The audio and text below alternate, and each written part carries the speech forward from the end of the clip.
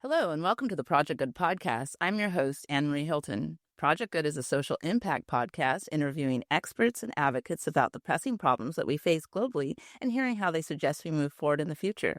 The Project Good podcast is brought to you by Project Good Work.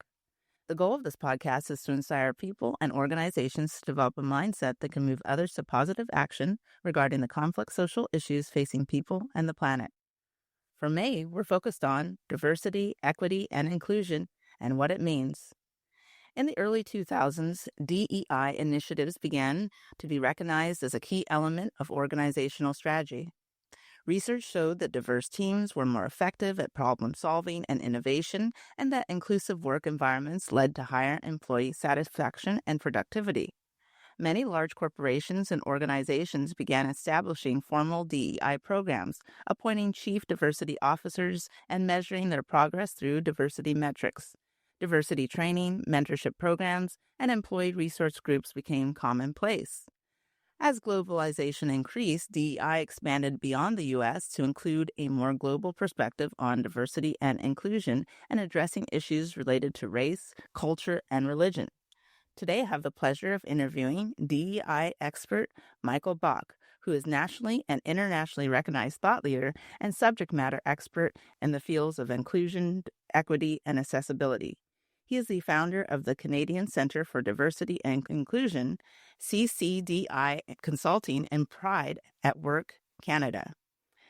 Michael has worked professionally in the areas of inclusion, diversity, and equity and accessibility for nearly 20 years, most recently as the founding CEO of CCDI and CCDI Consulting. Prior to taking on this role, he was the national leader for diversity, equity, and inclusion for KPMG Canada.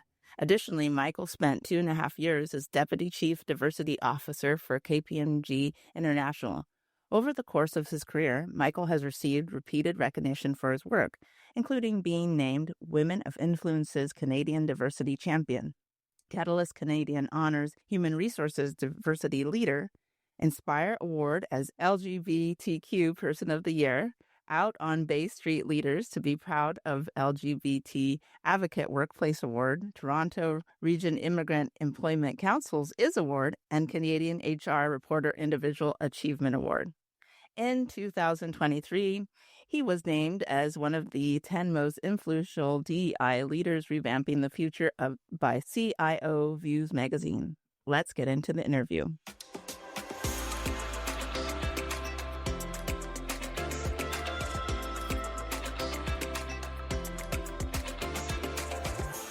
Hello. Hello, how are you? I'm great. How are you? Good. Thank you so much for your taking time today to talk about this pressing topic of DEI. It's the hot topic out here. I have to say I'm already exhausted just thinking about DEI all the time. People are just I don't know, I guess the always having to be thinking about why I guess the saying is they say why everybody can't just get along and appreciate everyone. It always gets so tiring to me, but it's so important because we live on a diverse planet. And so I wish people could just appreciate it and move forward. Absolutely. That's the goal. It's just a little more difficult to get there. Yes. And in today's discussion, I wanted to talk about where we are going because as a lot of people have seen, we're kind of going backwards with policies, especially here in the US. Before we dive into all the gruesome details, though, I like to always get a personal take on the person that I'm interviewing. And I wanted to know a little bit about what drove you to become a DEI champion. Yeah, I'd always done work in this area in some way, shape, or form, going way back to high school, where was doing work in the LGBTQ plus space, but it wasn't a job. That was sort of the work you did as a volunteer off the side of your desk. Because, it was a job. It just wasn't a job that was going to pay what I wanted to make. And so I did the work in various volunteer capacities for my entire adult life. And then it was in 2000 and 5 when this opportunity presented itself to actually work in this field, and I jumped at it. I was very excited by the opportunity and haven't looked back. I'm passionate about people being treated fairly and respectfully, and making sure that they have opportunities to succeed. And that's just been a mantra for my whole life. That's wonderful that you started. I'll say you started before you started officially to, I Yes. guess, have that on your heart. And then that it was, I would say, like, it must have been internally a calling. Obviously, when you first did your very first thing, you didn't realize maybe how it would shape your future or who you would become. To a lot of people, they never really dive into that deeper spiritual feeling inside of them that this is the way that they should go. So that's amazing that you decided to step forward, and also in an issue that I would say is often very sticky. It is very sticky. It can be very sticky. And I hesitate to use the word calling, but at the same time, it does feel like a bit of a calling. That it was sort of that perfect moment where my personal passion and my profession came together as one. And I feel really fortunate that actually occurred. Yes, and obviously, I'm sure you always think, of course, it's nice to continuously be recognized, but the change that you have created, I think, is always probably the biggest reward when somebody follows, I guess you would say, their heart. And I'm sure you have seen things that you just couldn't have ever imagined that you would be part of that change. Oh, absolutely. Yeah. And so we now find ourselves in I guess I would say, questionable time, because here we are in the year 2025, and we are Mhm. when we were looking back maybe 20 years ago, we had a whole different feeling of what this world would be. We, in all futuristic movies, usually it's like high tech, and we were going to be sometimes either one way, either utopia or destruction. But we find ourselves in wanting to go back to maybe the 50s or something. It's strange. And what I'm talking about mostly is from the US perspective. But the US perspective, of course, is always important because the US tends to act as the big brother throughout the world and to set an example. And also, the US deals with this issue of diversity as its ongoing struggle due to the historical aspects of how the country was put together, everything from slavery and a history of not just only slavery, but a history of having injustices for different groups. And so I guess when you see these things happening, are you shocked or not shocked? I'm not shocked. I'm disappointed. And you'd think at this point, it's 2025. You'd think at this point, we were past a lot of this, that we were making real progress, but we are still talking about fundamental issues. And I see it as a group of people who have found themselves in positions of power, who have some very regressive beliefs that are not in line with the average American. And I'm talking about things like women's reproductive rights and people's ability to exist. But they have such dogmatic belief in things that they are trying to force that onto the American people, which is truly disappointing, but not surprising. This has been going on for generations, where we take 2 steps forward and 1 step back. And I guess usually as they say, the underlying or the seed is usually fear. But I guess for me, it's been a shocker that it's not just maybe an older generation, but even people who are fairly young, or even some of the youth, that they have this, it's a surprising mindset to me. What do you think has contributed to this want to really pound these ideologies in, or to roll back so much? Oh, I think it's a lot of fear and ignorance. It's a lot of misinformation, which we are seeing just completely rolling through our society. I think about the president's comment during his recent speech about hundreds of thousands of transgender mice, which was not accurate. But these things have consequence, where when the president says we've spent hundreds of thousands of dollars on transgender mice, when it's actually transgenic, that has a serious impact. We can laugh about that, but people are listening and start to believe those things. And I believe that it's coming from too much change too fast, where people start to long for the old days. They don't have enough time to get used to the change that's happening. And they are kind of rebelling. Their brains are rebelling against the change. And so they long for the olden days, the ways before trans people existed. Trans people have existed since about 1200 BC is the last known reference, or the earliest reference to trans people. And it then puts them in that position of, we have to change things. We have to go back. So it's the ignorance and the lack of understanding that's driving this behavior.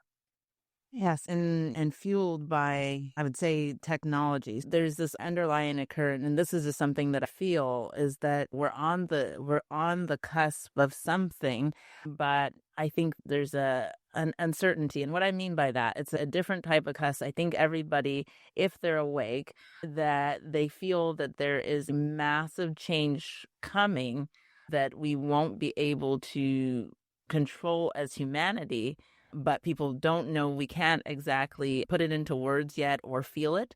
But I think there's this feeling of, it's like you're waiting for you see the big wave in the distance. You don't know when it's going to hit you, but you feel it coming.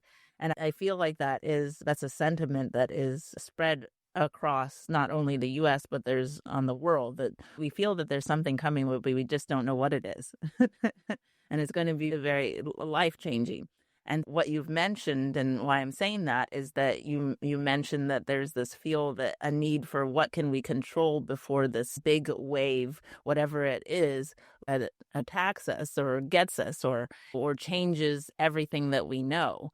And unfortunately, differences and not appreciating those differences have been historically, when people say they go to the lower nature of let's look at things that are, I don't know if I want to say uncontrollable, but yes, in a way, that let's pick apart what's different and to make ourselves feel back in control. And the rhetoric that's out here in the US is not only troubling for many reasons, but it's also having an impact on the economic and the workplace and the corporations. And so how do you feel that the rollback of a lot of these DEI initiatives in corporations is just going to affect, I guess, economics? I know this is a little bit out of your realm, but I'm sure you have an opinion. No, it's absolutely in my realm.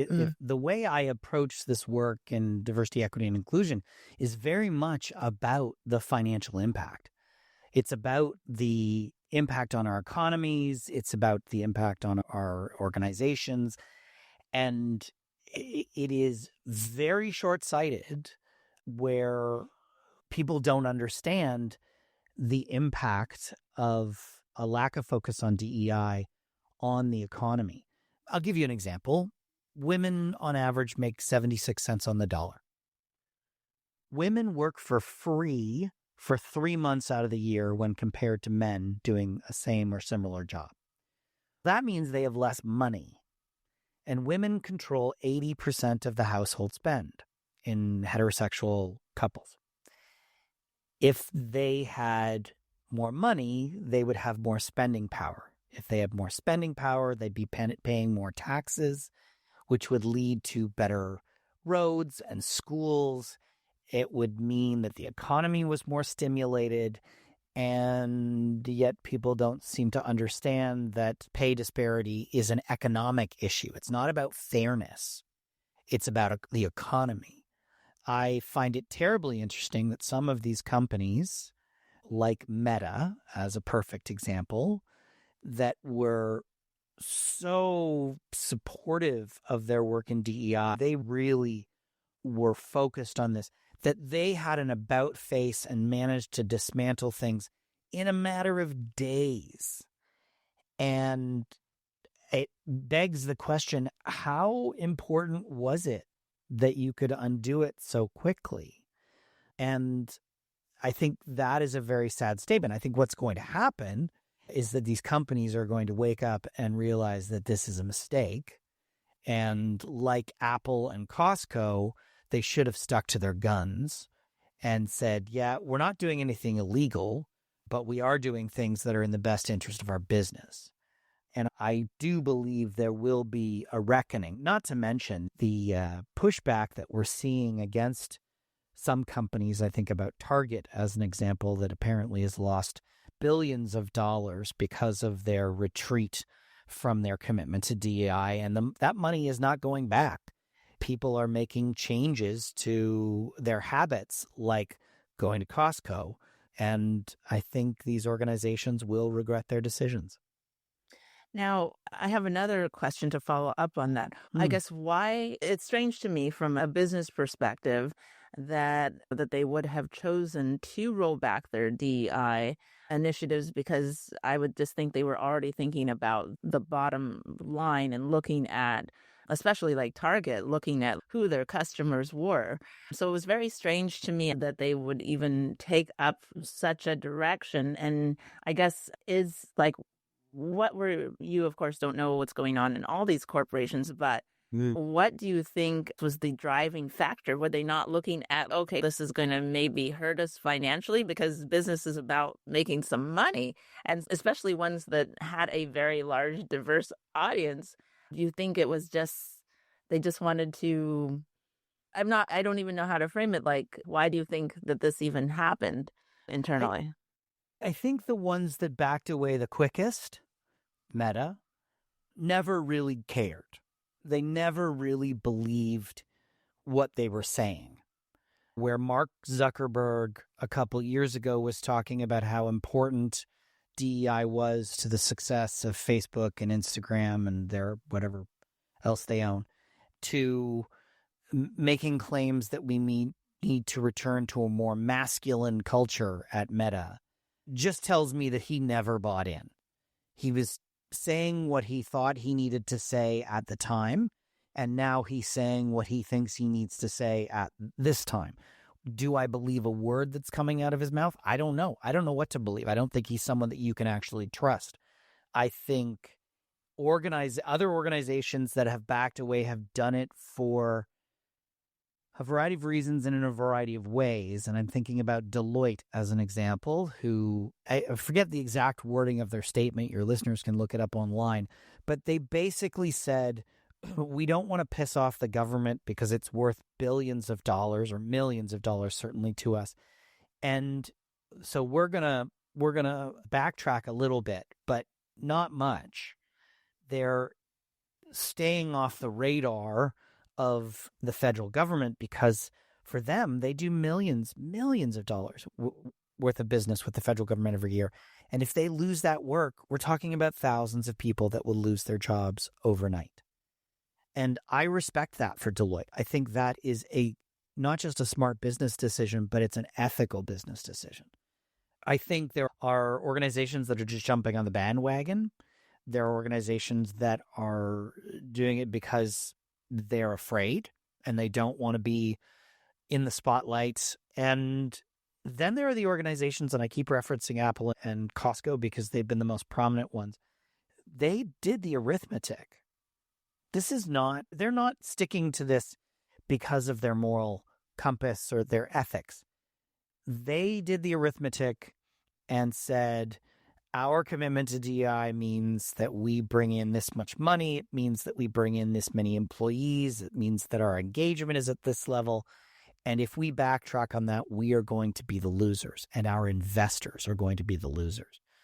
So I think the organizations that have backtracked haven't done the math and don't really have it built into their DNA to say, we do this work because it's the right thing to do for our business versus that moral imperative of it's the right thing to do. I think those two things are a very different approach, and one is more effective than others. Yes. So you bring up the point of, I guess, ethics in business. And I believe right now, just across all types of things, that this is a internal examination for each individual and globally to say, where do we stand on our values? That's just my opinion, that this is where we are moving globally on every single type of issue. And I guess when I want to ask a silly question, do you feel like No, ethics please. is maybe always been or is dead in business? And it's a big question. I guess I should say, where do you feel like morals and business, should they be tying together or should they stay separate, I guess? That's a tough question. And it doesn't have an easy answer. The problem with making decisions based on morals or ethics is that we don't have a shared set of morals and ethics. We don't live in a utopia where we all believe the same thing. This country, the United States, is incredibly divided. And I think making business decisions based on morals means we're not necessarily making the best business decisions.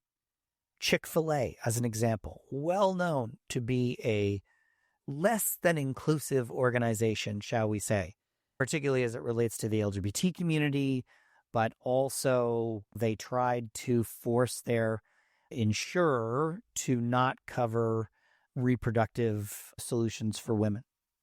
The birth control pill was not going to be covered under their insurance benefits because of their morals. That is making decisions based on morals. They're a very Christian-dominated company, fundamentalist Christian, and they make decisions based on their morals. That's not necessarily in the best interest of the company. They close their stores on Sundays. People eat chicken on Sundays. I have never eaten at a Chick-fil-A. I will never eat at a Chick-fil-A until they change their business practices. I don't care if they like me. I don't need to see them at Pride. But they need to stop trying to erase people out of existence. So I think if companies were focused on making business decisions that were outside of morals and ethics, outside of their opinions and beliefs, that they will do better. That said, they have to have more objectives than simply make money. And I'll give you an example. There's the attitude of make money at any cost. And then there's the attitude of making money by making smart decisions. So companies that are focused on employee engagement, as an example, have lower turnover rates. They have higher productivity, higher innovation, creativity, lower safety incidents. That's making money because it's saving money. Turnover costs money. Recruiting new people costs a lot of money. So as long as these organizations are focused on making money, but doing so in a way that isn't completely void of the human aspect, then I think it's a good thing. It is a slippery slope when we start to talk about morals and values. Yes. And one of the things that you brought up is, I think, in this, and I believe it's probably a mix of technology and just we're dealing now with multi generations. It's this loss of, I think, a touch of a human touch, like understanding what kind of humanity means. And I guess before I even go to the next set of questions, I think one of the other things that is still a question out there, or something that people actually misunderstand, and maybe I should have asked this at the beginning, but to explain, what does diversity, equity, and inclusion actually mean? Because I think when I was preparing for this, a lot of people didn't actually know why DEI was important for them. They just thought, oh, this is just a race thing. And so then we don't have to deal with these people anymore, and we just go along hum de hum. But I think a lot of people don't understand that, pun intended and non-pun intended, the diversity of DEI. Sure. Yeah, it's a great question. So the word diversity means difference. Diversity, when we talk about it in the aspect of DEI, is about all of the things that make us unique. Yes, it is about our sex assigned at birth, our gender, our race, ethnicity, but it's also about things like economic status, where you grew up. Did you grow up in an urban center or in a rural environment? Where do you work?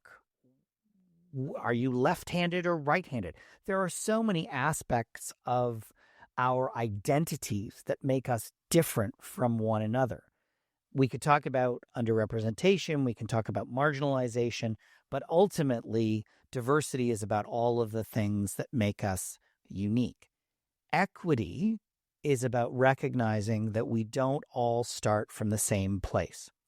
When we hear statements about, oh, you just have to work hard, that's not the case, because we do not all start from the same place. We do not have the same opportunity. The president, as an example, received from his father $40-some-odd million. That does not happen to the average person on the street. Equity is about recognizing that we don't have the same opportunities, and the goal of equity is to level the playing field. Inclusion is about creating spaces where we can bring all that diversity together, that will have a level playing field where everyone can succeed. Historically, when we talk about DEI, we've been talking about addressing wrongs, primarily wrongs that were experienced by communities of color and women. Think about women and the right to vote. That took them decades to get women the right to vote. When we talk about people of color, specifically Black, African, and Caribbean communities, we have the history of slavery that some people have moved on from, but some people have not. And there's generational trauma there. So historically, we've talked about very specific things, but as we've evolved in this conversation, it's to recognize that we are all diverse in some way, shape, or form, and we just want to be in workplaces where we're able to succeed. Yes, I couldn't agree more. To me, it's just, it's like, I had because I think in pictures, and this may sound funny and a little bit weird, but it's like the little in movies, how they always had the devil on one shoulder and the angel on one shoulder. And it's like the angel giving you like, oh, you should share. Even if on the devil's side is, no, it's all for you. And so that's the image that came to my head when I was thinking about DEI. It's about having that angel on your shoulder telling you that look at the other aspects and don't always just be thinking about you. And I think it's critically important right now. We have over 8 billion people on the planet. And we are facing not only issues of DEI, but we're facing really critical things right now. We have to think about, whether we believe it or not, having enough food if we continue in the way that we farm, thinking about the pollution that we're causing, thinking about the health of people. These are the things that, if we could get past just looking at what I call a little bit of the superficial things and deal with the bigger overarching problems of wanting to still exist within the universe, that we really need to, I guess, get it together. And on that same thought pattern a little bit, we did a 360, or we just went on a whole different trajectory. We went through this thing called COVID, right? It seems like people forgot about that, and it wasn't just that, and it was not that long ago, right? We went through this. So the COVID pandemic, during that time, that's when the thing of the Black Lives Movement prompted this renewal focus on racial injustice, and companies and institutions were reevaluating their DEI strategies. And they had the whole protest for George Floyd's death. And so it seemed then at that time, because we were all glued to the TV or locked into our homes, so we had nowhere to run. So we had to face this fact that this is happening, because there was nothing else to really focus on. So it looked like we were going in the right direction, that we were like, oh, these things are happening. And now it seemed like all the companies jumped onto this bandwagon, and it looked like, okay, now we're getting serious and focusing and really analyzing everything that we do. And then now it's, oh, that was a phase. Do you feel that was a phase, or how did you feel during that time? You know what? Yeah, I would certainly never consider anti-Black racism a phase. But I think it was, to my point earlier, too much change too fast. And there was this desire to fix, quote unquote, the issues overnight. And I had clients calling, this was when I was leading CCDI consulting, where they were calling and wanting anti-Black racism addressed in minutes, not even hours or days. And I had many conversations to say, it took us hundreds of years to get to this boiling point. It's not going to be fixed overnight. I don't think it's a phase. And we have seen a backing off of conversations around anti-Black racism. But I think it was too much change too fast. And unfortunately, when we do that, the change doesn't stick. And that's ultimately the goal of this work, is to make sure that whatever change we introduce, we pursue, that it stays, that it becomes part of our lexicon, our society, and that we would never consider going backward. And I think we are seeing the result of that now.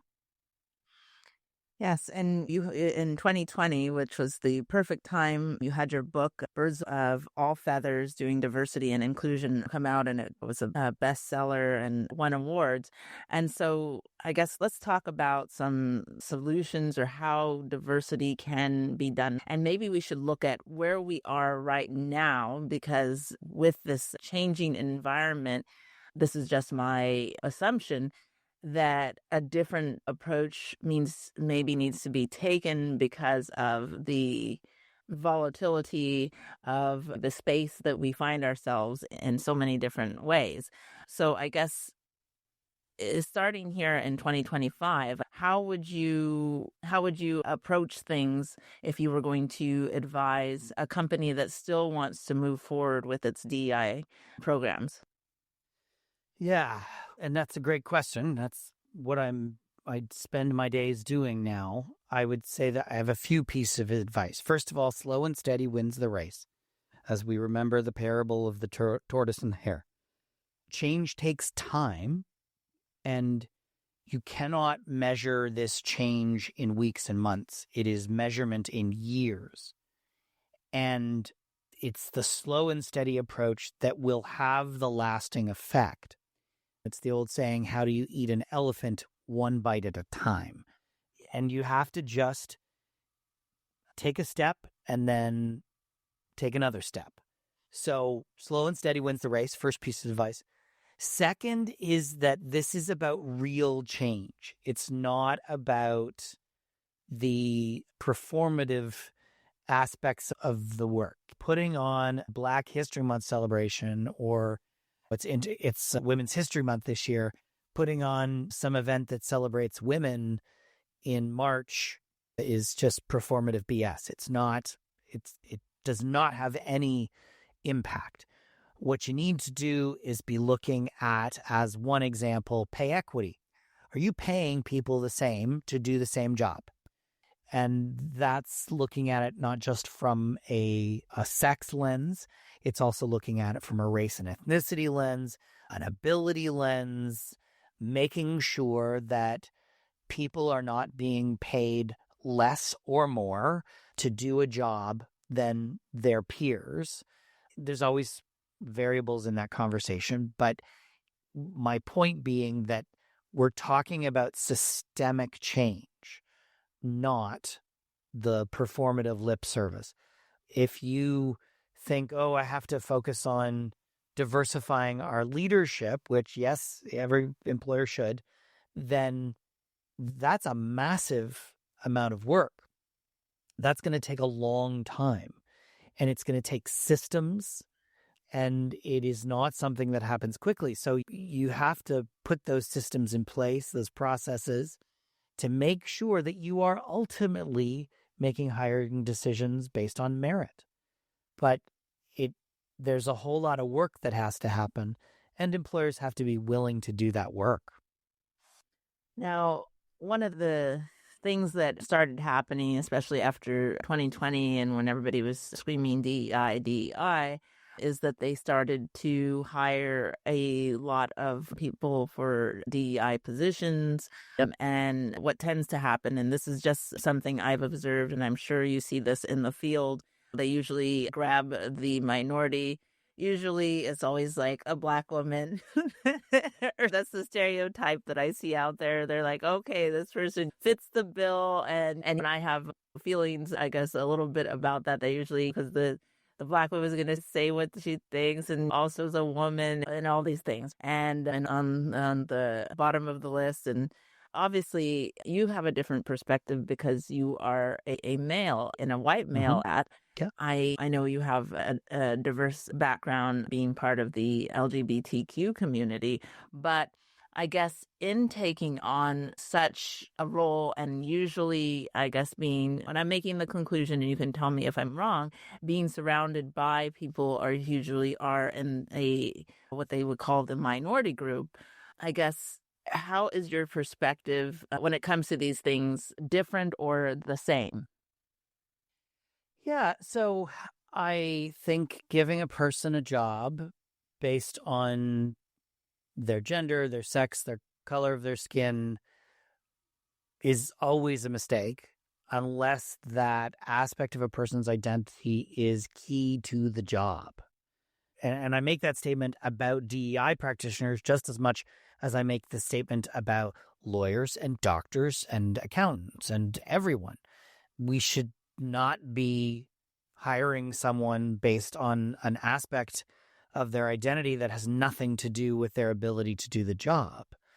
In 2020, the number of phone calls I got from clients who were either directly asking for only Black candidates or subtly asking, there was no count in that one.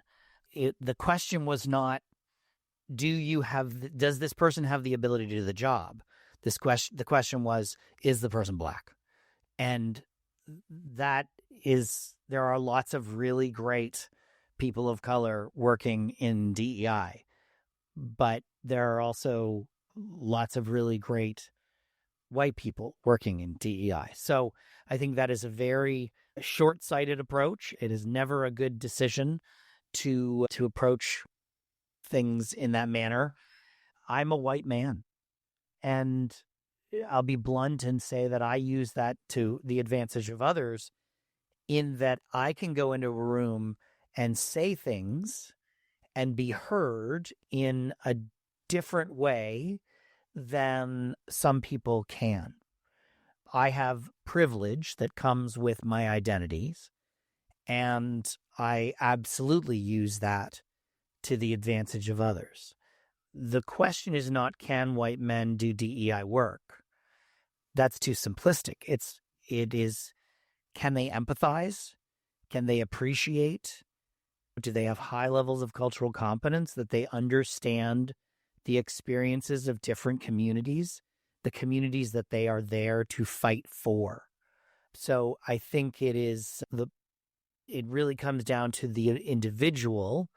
Just because you're black, you're a lesbian, you use a wheelchair, doesn't mean that you necessarily have the empathy and cultural competence and skills and experience to work in DEI. It's not automatic. I know people who come from different marginalized communities themselves who are racist, sexist, homophobic, transphobic. And so just because you're part of a community doesn't necessarily mean you're an advocate for that community. I think my advice to clients around this is just make the decision based on what's good for your business. What are the skills required to do the job? And then hire a person who has those skills.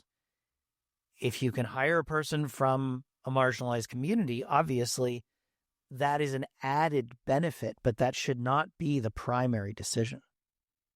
Yes, I agree, because I have to be honest, and then and I'm also looking at from an outsider perspective of not being an DEI expert, but also taking it into, I think, maybe what a lot of people have as a perspective, and maybe one of the reasons that it got rolled back is that people were just feeling like it was like a checkbox position, and then, oh, we got our diverse person, and they're like, oh, so you were born out of the country, or okay, we checked our box, yay, as the company, and run along. And I have the question, how, from what you've seen in working with various clients, how committed do you feel that most organizations are to DEI? Would you feel that it's just something that they're like, oh, good, you're putting the stamp on for us, that we're good in that area and that you've made the great ad? Do you feel that a lot of organizations are committed to this in the way that they should be? Oh, no. The short answer is no. I think some organizations have stronger commitments than others.